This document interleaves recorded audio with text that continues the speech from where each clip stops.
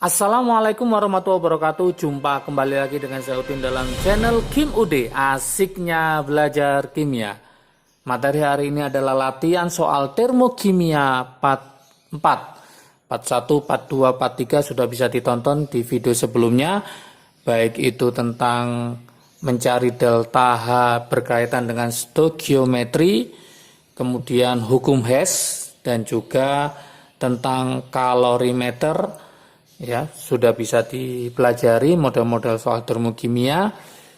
Untuk konsepnya juga sudah lengkap di channel Kim UD. Langsung aja ke playlist di situ tentang termokimia. Ini pelajaran kelas 11 semester 1. Paling ditakuti, paling sulit, dan paling sering keluar di soal UTBK. Sehingga wajib paham dan harus bisa ya. Oke. Ini ada soal yang sangat panjang yang berkaitan dengan entalpi penetralan, berkaitan dengan kalorimeter juga. Oke, nanti kita bahas modelnya kayak gimana dan variasi soalnya bagaimana. Seperti biasa, sebelum saya bahas jangan lupa like, subscribe, dan komentarnya. Juga lonceng ditekan supaya tidak ketinggalan video terbaru dari Kim UD. Oke, kita mulai. Model soalnya ini sangat-sangat panjang sekali. Biasanya kalau soal panjang itu biasanya mau mengerjakan mikir-mikir ya, ini arahnya kemana. Padahal ini sangat mudah sekali. Dalam suatu kalorimeter direaksikan 100 ml, ada 100 ml larutan NaOH, bahasa kuat ya, 1 molar. Dengan 100 ml juga larutan HCl 1 molar. Jadi sama-sama 1 molar. Ternyata suhunya naik dari 25 derajat Celcius menjadi berapa? 32. Ini artinya apa? Reaksi ini adalah reaksi eksoterm. Artinya reaksi yang melepaskan kalor atau membebaskan kalor. Karena terjadi kenaikan dari 25 menuju 32. Kalor jenis larutan dianggap sama dengan kalor jenis air. Jadi kalor jenis larutannya dianggap sama dengan kalor jenis air, yaitu berapa? 4,2 Joule per gram derajat Celcius. Dan massa jenis larutan, Rho-nya, dianggap sama dengan air, yaitu 1 gram per centimeter kubik atau 1 gram per mililiter. Jadi 1 gram setara dengan 1 mili. Yang diminta di sini adalah perubahan entalpi dari reaksi penetralan. Reaksi penetralan itu reaksi apa? Asam ditambah basa, yaitu NaOH ditambah HCl. Berapakah delta H dari reaksi penetralan tersebut? Apakah ini min 5,88 atau min 58,8 atau min 588 atau min 5880 atau min 58800. Ingat tandanya min semua, ini sudah oke. Seandainya nanti dipilihan teman-teman ada yang tandanya plus, maka nggak usah dipilih. Kenapa? Karena logikanya ini adalah reaksi eksoterm. Jadi tanda delta H-nya harus min. Ya, eksoterm itu deltanya negatif. Kalau endoterm deltanya positif. Oke. Yuk kita analisis soalnya. Solusinya bagaimana? Soalnya panjang, padahal penyelesaiannya sangat mudah sekali. Saya tulis di sini solusinya. Reaksi yang terjadi kan reaksi penetralan, siapa? Yaitu NaOH. NaOH direaksikan dengan HCl, asam kuat. Nanti jadi apa? Jadi garam, yaitu NaCl plus H2O. Yang diminta adalah berapakah delta H netralisasinya. Di sini ingat 100 ml, 100 ml berapa M? 1 M. Kemudian sama ternyata 100 ml 1 M juga. Terjadi kenaikan suhu delta T-nya itu adalah 32 derajat Celcius dikurangi 25 derajat Celcius. Maka delta T-nya ketemu 7 derajat Celcius.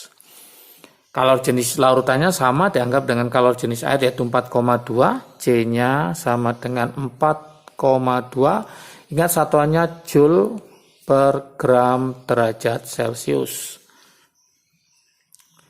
Massa jenis larutannya dianggap sama yaitu apa? Rho-nya adalah 1 gram per centimeter kubik atau saya tulis mili ya.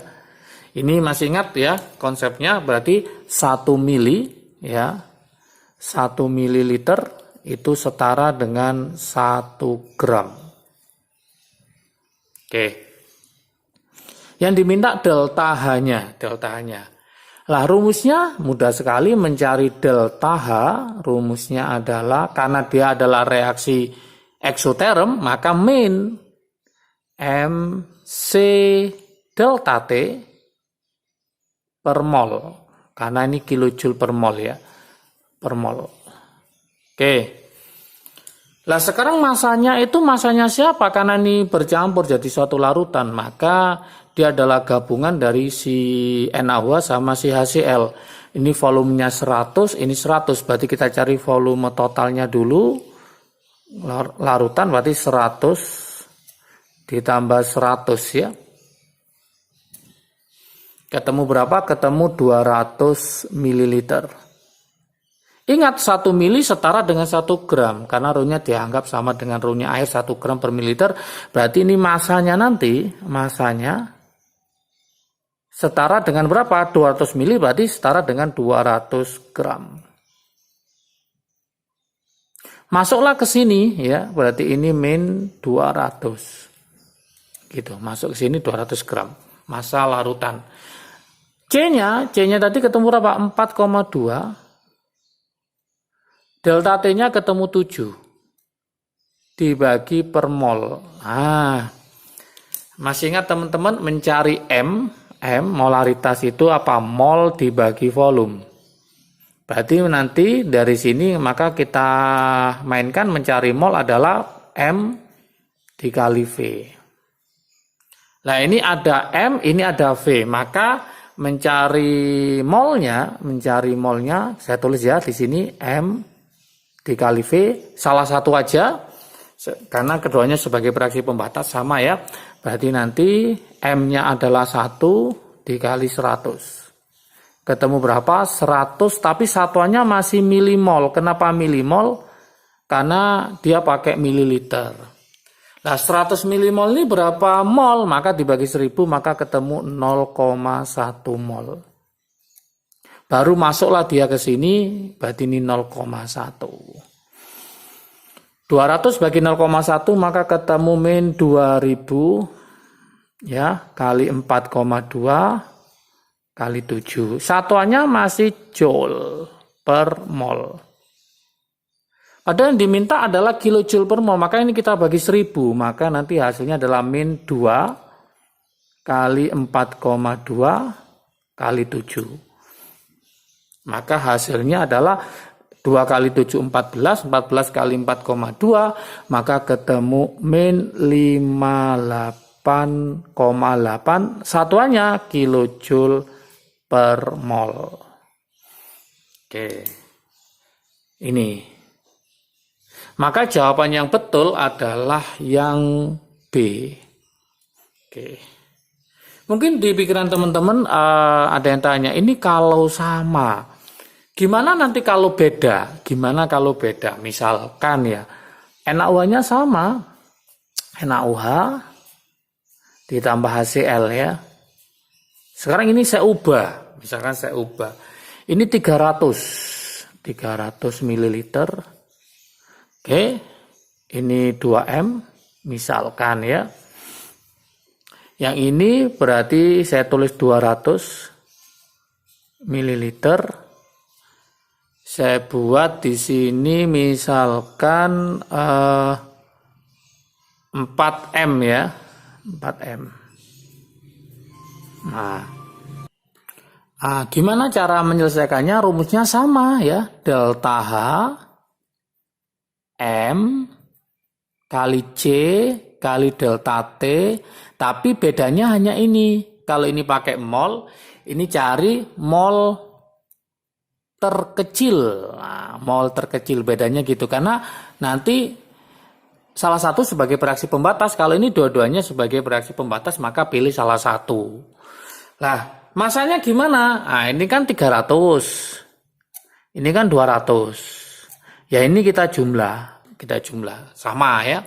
Berarti ini volume totalnya sama dengan berapa? 500 ml.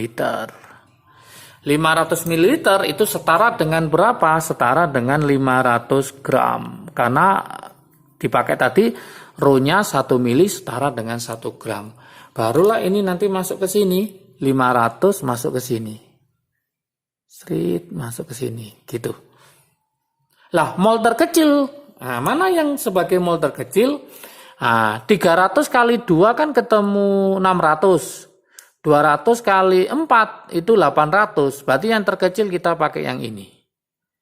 Berarti nanti kalau kita masukkan ke sini ya, kita masukkan ke sini, berarti ini nanti berapa? Min 500 ya. C-nya kita buat sama aja ya, yaitu 4,2 misalkan gitu. Delta T-nya kita buat sama juga 7 misal ya. Dibagi. Lah yang kita pakai mol yang terkecil ada ini 300 kali 2. Berarti ketemu 600, tapi satuannya masih milimol ya. Yang kita pakai adalah molnya yang ini 300 kali 2 berarti 600 milimol.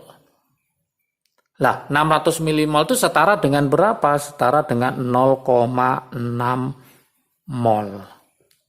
Barulah kita masukkan ke sini, berarti pembaginya adalah dibagi 0,6 mol. Gitu. Jadi nggak usah khawatir kalau sama pilih salah satu, karena keduanya sebagai bereaksi pembatas. Kalau berbeda, maka teman-teman cari bereaksi pembatas, artinya cari mol yang terkecil. 300 kali 2 600, 200 kali 4 berarti 800, berarti yang terkecil ini.